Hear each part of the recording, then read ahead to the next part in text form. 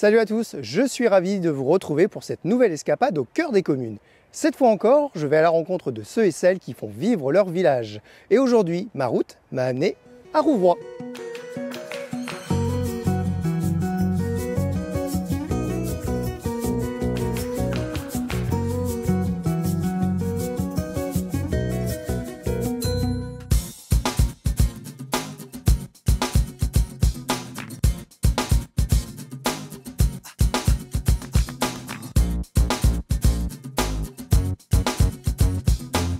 Bon Philippe, merci de m'accueillir ici au pied de votre mairie à Rouvroy, le village à proximité de Saint-Quentin où j'ai envie de dire, il y a juste le canal à traverser pour y être. Tout à fait.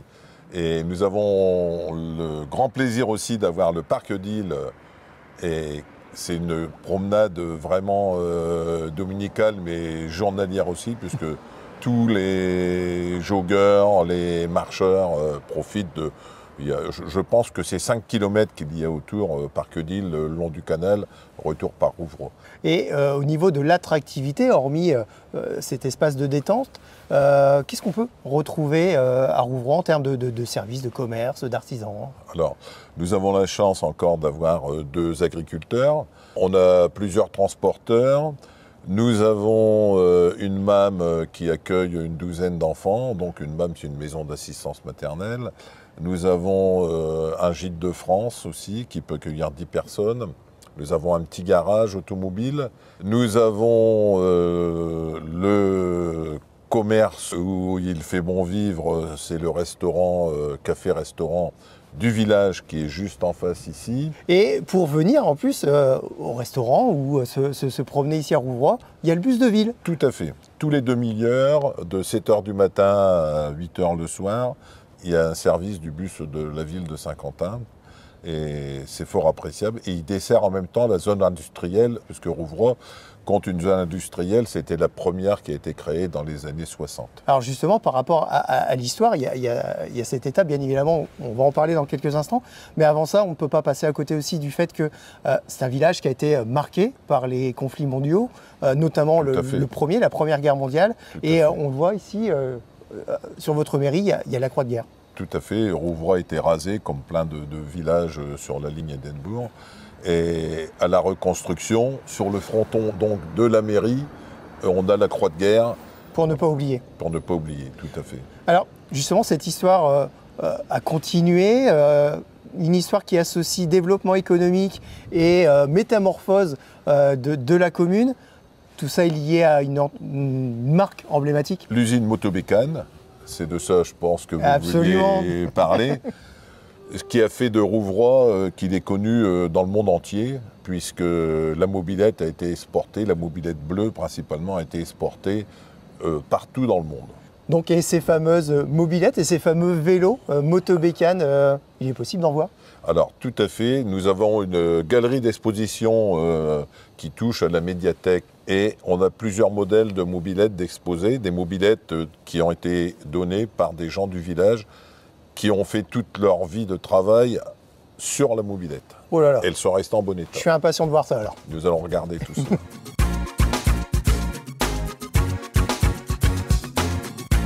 Bon alors effectivement là, c'est vraiment une superbe collection dans ce petit musée tout à fait. Au sein de votre mairie.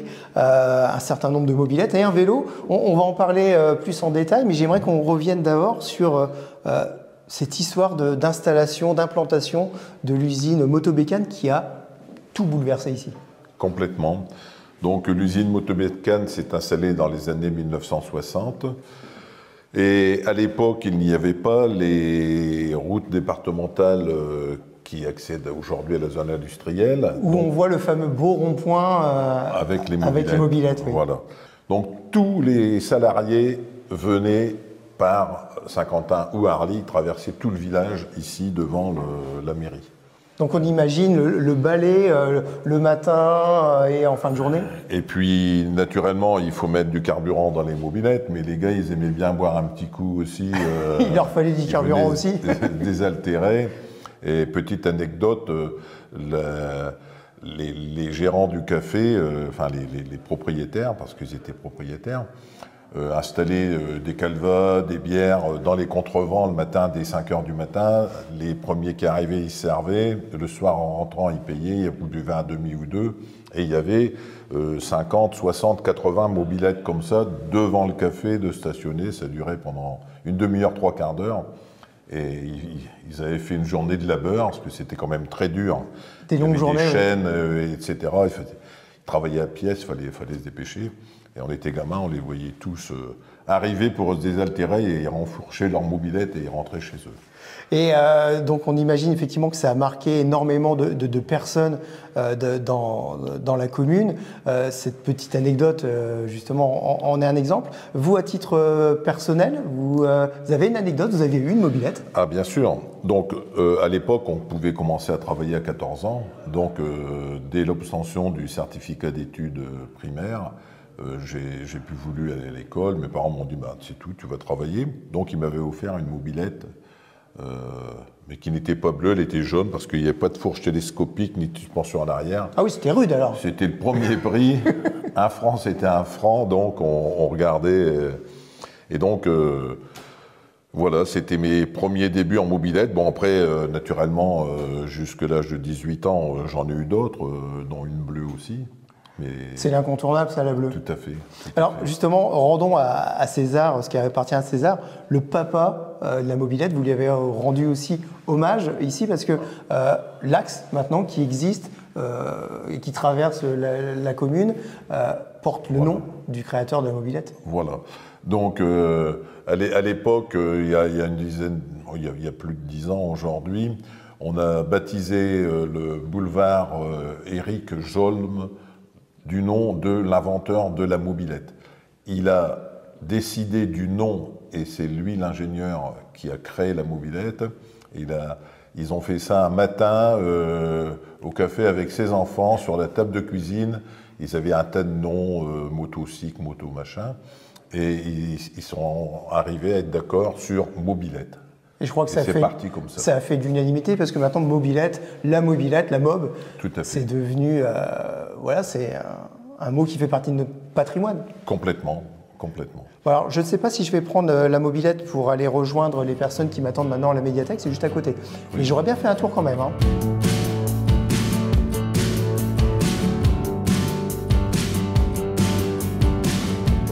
Bon alors Maryse, on est au rayon roman policier. Il y a un bon roman policier que vous me conseillez ici à la bibliothèque? Il y a du choix. C'est difficile de conseiller quelque chose à quelqu'un parce que ça va de Donna Leon, en passant par Harlan Coben, Valentin Musso. Donc on est vraiment sur un choix très grand dans cette bibliothèque de Rouvroy. Expliquez-moi un peu le fonctionnement de cette bibliothèque, vous qui êtes la bibliothécaire en chef. C'est un titre honorifique. Bon, honorifique, parce que c'est pas moi qui travaille le plus. Hein. D'accord, bah c'est ça le fait d'être chef en fait. Il faut déléguer. Exactement, voilà, vous avez tout compris. Oui. Tout ce stock de livres, vous l'avez constitué, il est constitué comment? Vous avez des fonds pour pouvoir acheter ces livres? Nous avons une très généreuse subvention de la mairie qui nous permet de faire plusieurs achats dans l'année. D'accord. Et ces achats, c'est quoi? C'est des coups de cœur? C'est les best-sellers, les prix Goncourt et autres? Les incontournables, mais aussi peut-être des petites pépites que vous dénichez? Nous demandons également l'avis de nos lecteurs. Ah, ok. Voilà. Quand ils ont un désir, on essaye de leur... de répondre un peu à leurs attentes. Si vous voulez, on procède de temps en temps à un désherbage. Ah, quand même. Allez, on se dit ça, hop, on se déleste. On se balade au niveau des années. Hein. Puis alors, quelquefois, on a des regrets parce qu'il y a des romans qui ne se démodent jamais. Et on se dit, celui-là, faut le garder. Faut le garder. Alors justement, tout ce travail, vous me parliez de coopération, d'équipe. Là, il y a Catherine on va aller la rejoindre. Il y a Catherine qui est en train de s'affairer à classer, à remettre un petit peu d'ordre dans le rayon. Alors, on est dans quel rayon, Catherine? Le rayon documentaire enfant.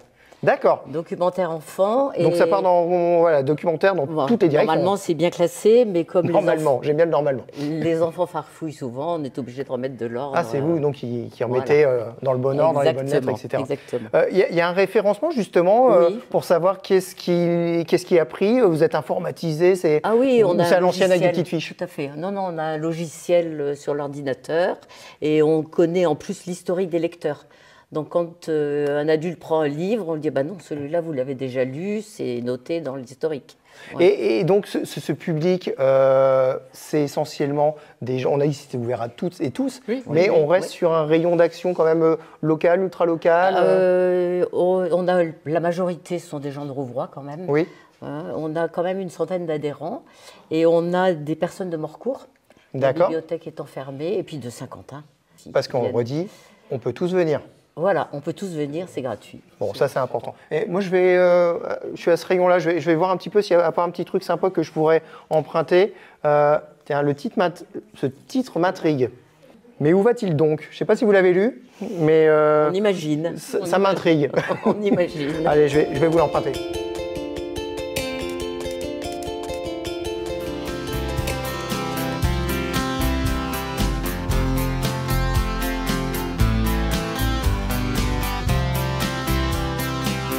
C'est très agréable, Eric, cette promenade en pleine nature. On voit les maisons juste à côté. On est dans le village, mais quelque part, on n'y est plus. On est où? On est au bord de la réserve naturelle. Alors ici, c'est une réserve naturelle qui a été classée, maintenant en Natura 2000. Et c'est quelque chose qui est remarquable de pouvoir habiter dans le village et en même temps avoir cette réserve là, qui borde le village. Donc cette réserve de l'étang d'Isle, associée au parc d'Isle, que vous partagez avec, entre guillemets, Saint-Quentin et Arly, c'est ça? C'est cela. D'ailleurs, à ce titre, on fait partie du comité consultatif de la réserve des marais d'Isle, puisque ce sont des marais en général. Et en tant qu'élu, on a 1 ou 2 réunions par an avec la préfecture, la sous-préfecture, pour nous donner le détail des herbes remarquables qui sont ici, comme la ciguvireuse, la célèbre ciguvireuse. Et puis aussi sur les animaux qui vivent. Il y a 2 ou 3 ans, il y avait une cigogne qui était passée. Donc. Elle s'y sent bien, elle fait une petite pause. C'est ça. Et puis alors après, les équipes, elles regardent si elle revient ou s'il y en a d'autres ou pas. Enfin, il y a un réel suivi de la vie de cet espace naturel. C'est exactement ça le mot, c'est le suivi de l'espace naturel. Et aussi, pardon, l'entretien. Alors, j'allais dire, oui, comment on entretient, parce que c'est un espace naturel, on doit le préserver sans bousculer la nature. C'est un équilibre pas facile. Non, mais il y a des spécialistes scientifiques justement qui sont là pour le dire, pour faire. C'est pas du tout des équipes de Saint-Quentin, forcément. Et eux, ils estiment qu'à un moment donné, certaines espèces d'arbres sont trop invasives, par exemple. Cet espace naturel ici, vous le connaissez depuis très longtemps. Vous avez grandi à Rouvroy. Vous avez des souvenirs rattachés à ces marais qui n'ont pas toujours été aménagés comme maintenant. Non, je pense que c'était avant les années 70, nous. Moi, je suis né un peu avant. Donc, la rue Gabriel Laguiller, celle qui part du centre du village vers le parc d'Isle, nous, on l'appelait la rue des Marais. C'est parce que c'était là où c'était pas une impasse, c'était la rue des Marais. Et bien sûr, le mercredi ou le jeudi, un petit peu le jeudi, mais après, on a vite connu le mercredi. Les garçons, c'était comme ça, les garçons du village, on avait rendez-vous et puis on allait à l'aventure dans cet espace magnifique. Vous partiez avec l'attirail, c'est vraiment de bottes et juste des bottes et du courage. Ouais. Je ne sais même pas si le kawaii existait à l'époque. Et puis un jour, donc en traversant, on a l'impression que c'était des bouts du monde pour nous, il n'y avait rien d'autre après. On était gamins, et un jour on est arrivé sur un ponton avec comme une piscine avec une eau claire et tout. Je me suis dit, mais qu'est-ce que c'est que ça? Et en fait, on a appris que c'était l'endroit où les pompiers venaient s'entraîner. D'accord. Et il existe encore ce ponton de l'autre côté. Et vous n'avez pas tenté le petit plongeon avec les copains? On n'a pas tenté, mais on a eu le tour de se retrouver aussi. Les bottes n'étaient pas trop courtes en fait. On se retrouvait un peu des fois dans l'eau. Mais on était organisés, je me rappelle, il y avait un grand de l'équipe qui se mettait devant et disait on peut avancer, attention ici. Parce que. Ah, il y avait l'éclaireur. Ah oui, si on pouvait s'appuyer sur ça, ça s'enfonçait. Donc j'imagine énormément de souvenirs, de découvertes. Ça vous a donné goût au respect de la nature? Ça vous a sensibilisé déjà d'être à proximité d'un tel voilà, petit paradis? Mais je pense qu'à l'époque, on ne se posait même pas cette question-là. On respectait là où on allait. On arrivait, on jouait, et c'était tellement un plaisir, quoi, le mercredi, se retrouver et de jouer soit là ou dans le centre du village où il y avait aussi des pâtures, des choses comme ça. Alors justement, en parlant de centre du village, quand on se promène ici, on peut apercevoir le clocher de l'église. Et j'aimerais qu'on revienne un peu sur son histoire. Une église qui a été reconstruite au cœur du village après la Première Guerre mondiale. Oui. Et il y a peu de temps, on a rendu hommage à celui qui a contribué à sa reconstruction, c'est ça? Oui, Gaston Dubar. En fait, c'est sa petite fille, je pense, j'espère que je ne me trompe pas, qui nous a contactés en disant qu'il avait été l'architecte qui avait été à la reconstruction à l'époque de plusieurs bâtiments, dont l'église Saint-Martin de Rouvroy. Elle nous a proposé donc de mettre, si on pouvait, en son souvenir, mettre une petite plaque commémorative. On ne pouvait pas dire non. Comme quoi, c'est important de ne pas oublier et de garder le souvenir de ceux qui ont contribué à ce qui est devenu Rouvroy. Bon, en tout cas, on est vraiment bien ici, Eric, et moi j'ai envie de continuer cette balade découverte au cœur de la nature. Vous m'accompagnez? Bah, volontiers. Même si on n'a pas les bottes, hein, on y va à l'aventure. Ça ira quand même.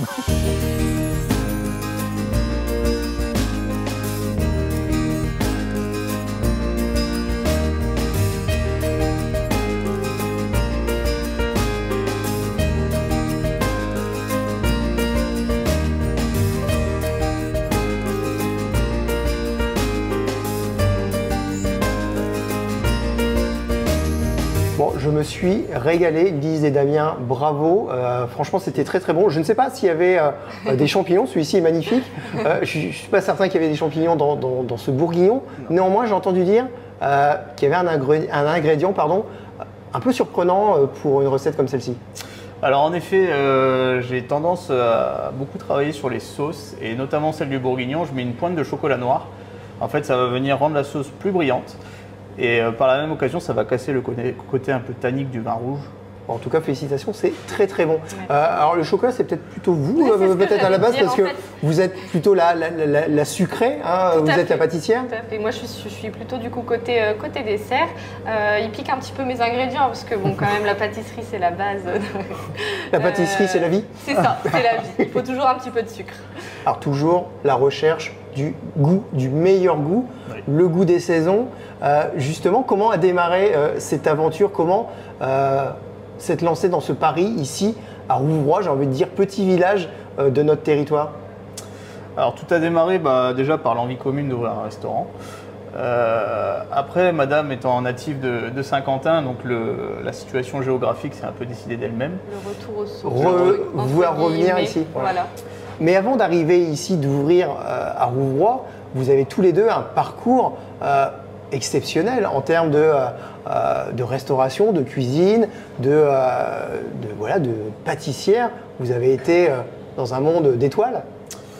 Oui, en effet, c'est vrai que tout notre parcours professionnel jusqu'à maintenant s'est fait dans des restaurants étoilés de France. Une grosse partie sur la Côte d'Azur, à la réserve de Beaulieu, à Beaulieu-sur-Mer.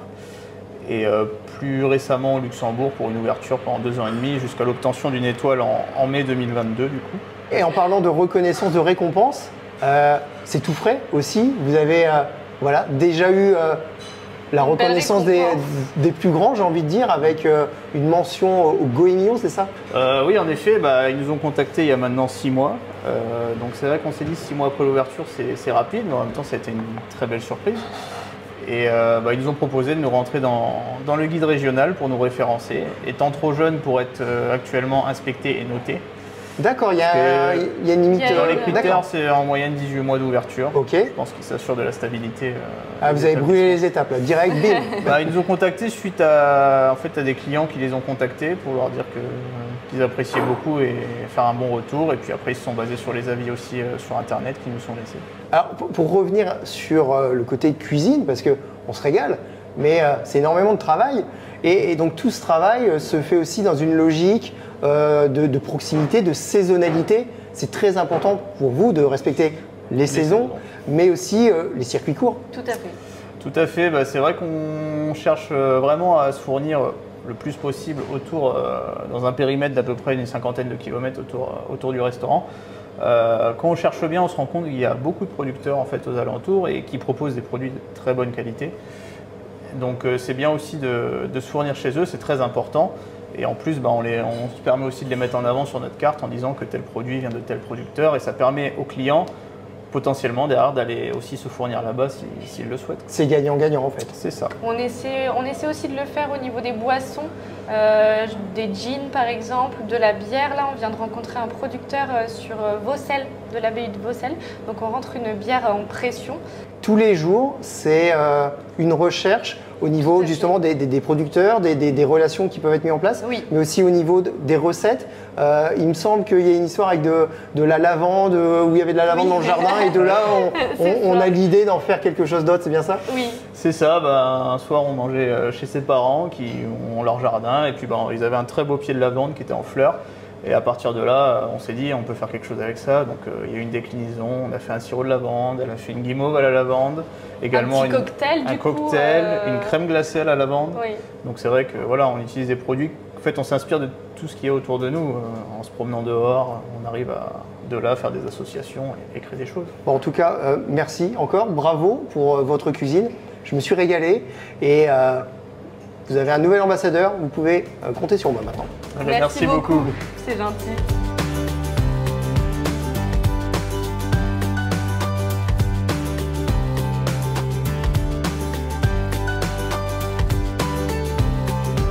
Et voilà, c'est ainsi que s'achève mon escapade au cœur des communes, ici à Rouvroy. J'espère que vous avez passé un agréable moment en notre compagnie et que vous avez aimé aller à la rencontre de ces personnes passionnées, passionnantes qui font vivre leur village. N'oubliez pas que vous pouvez voir et revoir nos émissions sur les réseaux sociaux. Quant à moi, je vous dis donc à très vite au cœur des communes sur ma télé.